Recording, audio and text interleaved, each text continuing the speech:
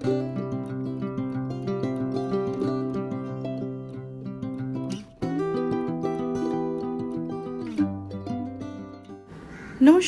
কেমন আছেন সবাই? অর্পিতা ডেইলি লাইফ ব্লগসে আমি আপনাদের সবাইকে স্বাগত জানাই। আবার একটা নতুন দিন, নতুন মর্নিং নিয়ে ব্লগটুকু শুরু করছি। কেমন আছেন সবাই? সবাই হয়তো খুব ভালো আজকে আছে। আমরা যাচ্ছি সুন্দর একটা জায়গায়, সেটা আমরা তো পরেই বলবো। আমরা রেডি, প্রত্যুষ রেডি, সবাই রেডি হয়ে গেছি। আর মাও এসছে আজকে আমাদের বাড়িতে। মাকে দেখেছি অ্যাকচুয়ালি আজকে যাবো বলে। আমরা গলাটা এখনো বসা, এখনো ঠিকঠাক হয়নি আমার গলা। চলুন তাহলে আজকে এখন মানে একটা ক্যাব বুক করেছি। বুক করার পর চলুন আগে যাই, তা আপনাদের দেখাবো কোথায় যাচ্ছি আমরা। ওইগুলো সব দিয়ে ঠিকঠাক করে যাই, তাহলে কখন আসবো তো জানি না।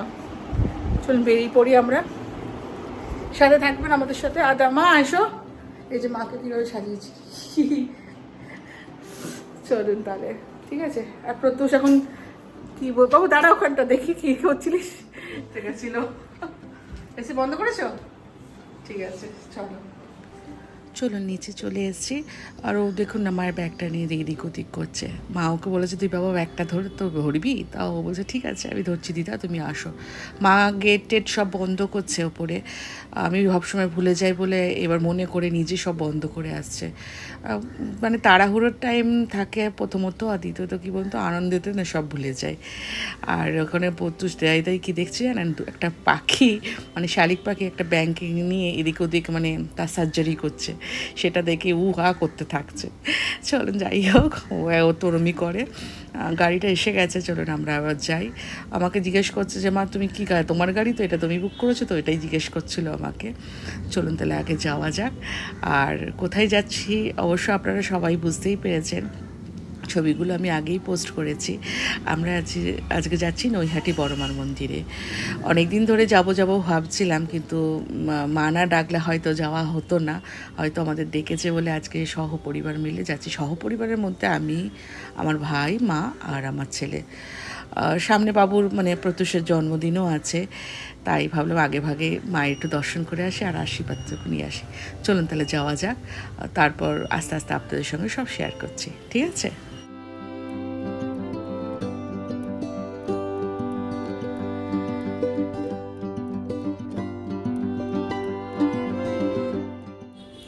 আর এইদিকে যত প্রত্যুষ বড় হচ্ছে না, ওর কোশ্চেনও বাড়ছে।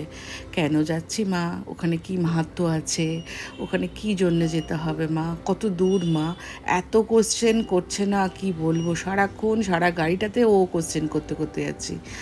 আমরা যাচ্ছি এখন শিয়ালদা থেকে নৈহাটি লোকাল নেবো, মানে ট্রেন নেবো। তো ওখান থেকে তারপর নৈহাটি পৌঁছাবো।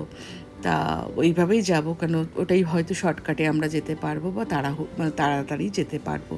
চলুন শিয়ালদায় চলে এসেছি, আগে ট্রেনটা ধরি, বসে তারপর আপনাদের সঙ্গে আরও অনেক কথা আছে শেয়ার করব, ঠিক আছে?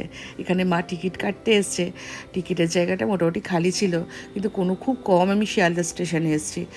খুব একটা আশা হয় না শিয়ালদার কোনো রুটে আমাদের কোনো আত্মীয় বা কোনো দিন যাওয়া হয় না, ওই জন্য খুব একটা চেনাশোনা না আমার।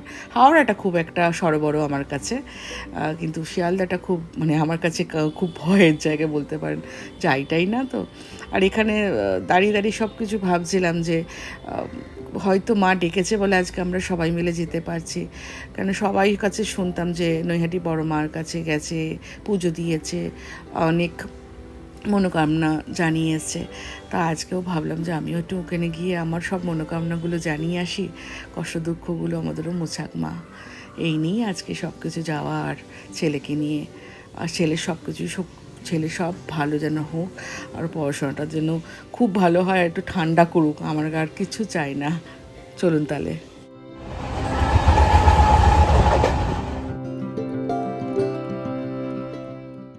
চলুন তাহলে আমরা পৌঁছে গেছি নৈহাটি, এবার নামি, তারপর মায়ের পুজো দিই।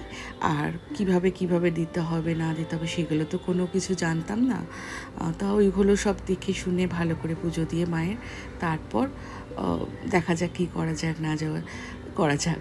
অনেক কিছুই তো প্রোগ্রাম আমরা ভেবেচিন্তে এসছি, তাই দেখা যাক কী হয় না হয়। আর এখানে সবাই মিলে ফটোশ্যুট করছি, চলুন যাওয়া যাক।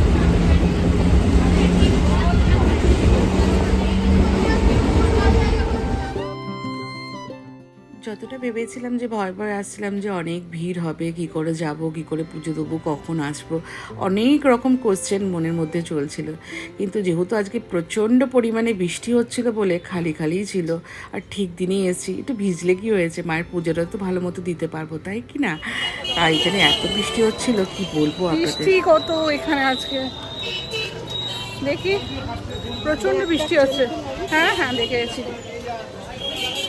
চলুন। এতটা পরিমাণে বৃষ্টি হচ্ছে না, সবাই মোটামুটি ভিজে গেছি জানেন তো। মানে কী করে এত ভেজা অবস্থায় থাকবো সেটা নিয়েও চিন্তা করছি। সবাই ভিজে গেছি, ছাতাটা কত খুলতে পারছি না, কতক্ষণ খুলবো বলুন তো। চলুন, বড়মার মন্দিরে এসে গেছি আর ডালাগুলোও নিয়ে নিয়েছি। আর এখানে প্রত্যুষকে লাইন করে দাঁড়াতে বলেছি, বা তুমি লাইনে দাঁড়াবে আর ফার্স্টে তুমি যাবে। আর প্রচণ্ড লাইন ছিল কি বলবো, কিন্তু ব্যবস্থা এতটাই ভালো ছিল যে কোনো কষ্টটা একদমই হয়নি। সবাই যেমনি ভয় দেখাচ্ছিল না যে এত লাইন দিতে হবে, অত লাইন দিতে হবে, আমি খুব একটা লাইন দিইনি। খুব ভালো মতো করে পুজো দিয়েছি জানেন তো। আর এখানে একদম সামনাসামনি, নিয়মটাও এত ভালো ছিল, সামনাসামনিভাবে একেবারে পুজো দিয়েছি। আর ওই ব্লু পলিথিনগুলো দেখতে পাচ্ছেন, এই যে ব্লু পলিথিন, এর মধ্যে মায়ের সব আলতা, সিঁদুর, মিষ্টি, ধূপকাঠি, মোমবাতি সব এর মধ্যে প্যাকিং আছে। তাহলে কী পরিমাণে মায়ের পুজো দিতে সবাই আসে দেখুন। আমি এগুলো দেখে তো অবাক, ওই জন্য আপনাদের সঙ্গেও শেয়ার করলাম। দেখুন এই পলিথিনে সব মায়ের প্রসাদ আর ধূপকাঠি, মোমবাতি রাখা থাকে। দেখুন কী পরিস্থিতি। এখানে লাইন দিয়ে রেখেছি, অনেকক্ষণ ধরে লাইনটা দিচ্ছিলাম, আর অলমোস্ট এসেও গেছি মায়ের কাছে। গিয়ে চলুন আগে পুজোটা দিয়ে দিই ভালো মতো, তারপর আপনাদের সঙ্গে আবার শেয়ার করছি, ঠিক আছে?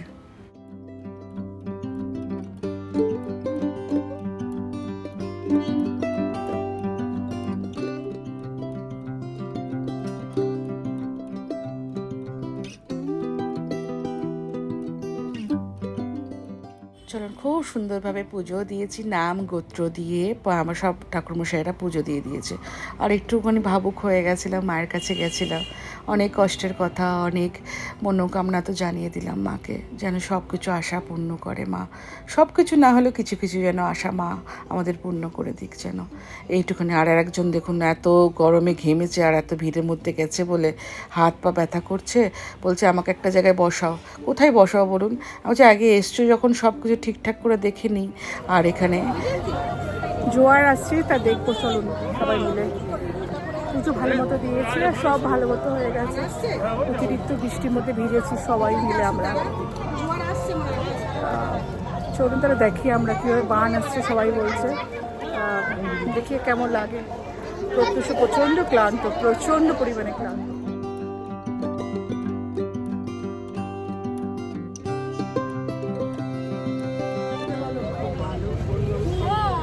ভালো করে পুজো দিয়েছে, এত কষ্ট কষ্ট মুখ কেন? কোথায় কষ্ট, ভালো করে পুজো দিতেও কষ্ট বুঝে কাঁদছিল। পুজো দিলাম, না বাবা তাকাতেই পারছে না, কি শুনে বলছিস রূপটার উপর, চোখ দুটো শোনা না, সব শোনাচ্ছিল, তো রূপটা থাকে। কোনো উপরে শুধু সিংহাসনটা ছিল। এবার না প্রত্যুষের মুখে একটা সেলোটেপ লাগিয়ে দেবে ভেবেছি। এত কোশ্চেন করছে, ওর মাথাটা খারাপ হয়ে যাবে জানেন তো। একদিকে ভালো, অনেক কিছু নলেজ হওয়া উচিত বাচ্চাদের ক্ষেত্রে। ও আর কিছু না হোক এইসব ব্যাপারটা নিয়ে প্রচণ্ড গবেষণা করে, ঠিক আছে, কিন্তু কোনো কোনো টাইমে একটু মুখটা বন্ধ রাখলেও ভালো হয় না? আর এদিকে আমি এখানে ভিডিও করছিলাম, জোয়ারটা আসবে বলে সবাই এখানে ক্যামেরা নিয়ে দাঁড়িয়ে আছে, জোয়ারটা ঢুকবে বলে। আর কি বলবো বলুন না, মানে এত সুন্দর লাগছিল না দেখতে। তা প্রায় আমি আধা ঘন্টা ছিলাম এখানে দাঁড়িয়ে এই জোয়ারের ভিডিওটা ক্যাপচার করার জন্য, তাই আপনাদের সঙ্গে শেয়ার করেছি। আর যদি ভালো লাগে প্লিজ নিশ্চয়ই একটা প্লিজ কমেন্ট করে দেবেন। চলুন তাহলে দেখুন কীভাবে আমি এই ভিডিওটাকে ক্যাপচার করেছিলাম। দেখতে পাচ্ছেন আপনারা সবাই, হয়তো দেখতেই পাচ্ছেন চারদিকটা আস্তে আস্তে করে ভরে যাচ্ছে। যারা গঙ্গার পাশে থাকেন বা যাদের বাড়ি, তারা হয়তো এই দৃশ্যটা প্রতিদিনই দেখতে পান। আর আমাদের কাছে এটা নতুনত্ব লাগলো একেবারে, এই ফার্স্ট টাইম দেখছি আমি এরকম জোয়ার আসা। আস্তে আস্তে চারদিকটা সব ভরে গেছে জানেন তো। আর ব্যাস, আমি এখানে আমার ফটো তো একটু তুলে নিলাম, একটু গঙ্গা জলও ভরে নিয়েছি দুটো জার কিনে। একদম চারদিকটা আস্তে আস্তে দেখুন ভরে যাচ্ছে, এত ভালো লাগছিল দেখতে। ব্যাস, এবার এখান থেকে কিন্তু আমাদের বেরোতে হবে, কারণ বাড়িটা তো অনেক দূর, সামনাসামনি না। একটা ছোট হোটেল পেয়েছিলাম, সেখানে লাঞ্চটা সেরে ফেলেছিলাম। এত সুন্দর খাওয়া দাওয়া ছিল না, তৃপ্তি করে সবাই আমরা খেয়েছিলাম। কি বলবো আপনাদের, খুব ভালো লেগেছিল আমার ওখানে এই খাওয়া দাওয়াটা বিষয়ে। তো চলুন আজকে আমাদের ব্লগটুকু এখানে শেষ করছি। আমাদের ব্লগ যদি ভালো লেগে থাকে তাহলে please like, comment, share, subscribe করে দেবেন। আর ফেসবুকে দেখে থাকেন তাহলে প্লিজ একটা লাইক আর ফলো করে দেবেন। তাহলে আজকের জন্য টাটা, দেখা হবে আবার একটা নেক্সট ব্লগে। আসি কিন্তু, ভালো থাকবেন।